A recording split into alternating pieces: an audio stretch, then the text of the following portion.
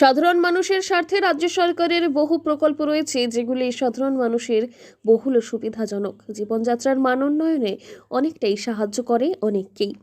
তবে অনেকেই হয়তো এই সম্পর্কে জানেন না, কোথায় আবেদন করতে হবে সেই ধারণাও নেই তাদের।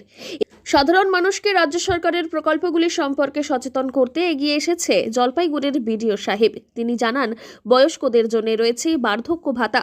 তবে কারা এই ভাতার অন্তর্ভুক্ত হওয়ার যোগ্য, কিভাবে কোথায় গিয়ে আবেদন জানাতে হবে, কি নথি প্রয়োজন, কবে নাগাদ মিলতে পারে সেই ভাতা, যাবতীয় সমস্ত প্রশ্নের উত্তর জানালেন তিনি।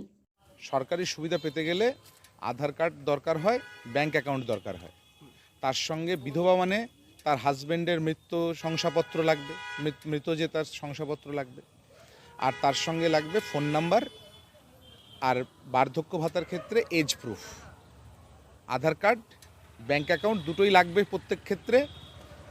বিধবা ভাতার ক্ষেত্রে সেটা হচ্ছে একটা তার হাজব্যান্ডের মারা গেছেন যা তার মৃত্যু সার্টিফিকেট, ডেথ সার্টিফিকেট। আর বার্ধক্য ভাতার ক্ষেত্রে বয়সের প্রমাণপত্র। যেসব ব্যক্তির বয়স 60 বছরের ঊর্ধ্বে কোনো কাজ করার ক্ষমতা রাখেন না বা উপার্জন করারও ক্ষমতা নেই, মূলত এই প্রকল্প তাদের জন্য।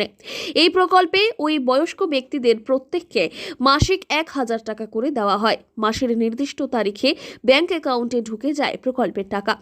যে সমস্ত ব্যক্তি বার্ধক্য ভাতা প্রকল্পে আবেদন করবেন, তাদের কিছু নথি স্থানীয় বিডিও অফিসে জমা দিতে হবে।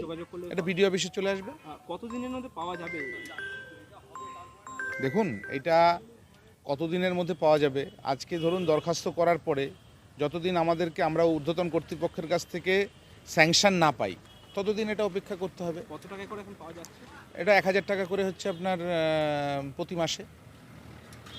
আবেদনপত্রের সঙ্গে প্রয়োজন ওই ব্যক্তির Aadhaar card, voter card, digital ration card, PAN card, 2 copy passport size ছবি এবং ব্যাংক অ্যাকাউন্টের নথি। তবে প্যান কার্ড না থাকলেও আবেদন করা যাবে। আপনিও যদি বার্ধক্য ভাতা পাওয়ার জন্যে যোগ্য ব্যক্তি হন, তাহলে দেরি না করে দ্রুত স্থানীয় বিডিও অফিসে গিয়ে আবেদন করুন।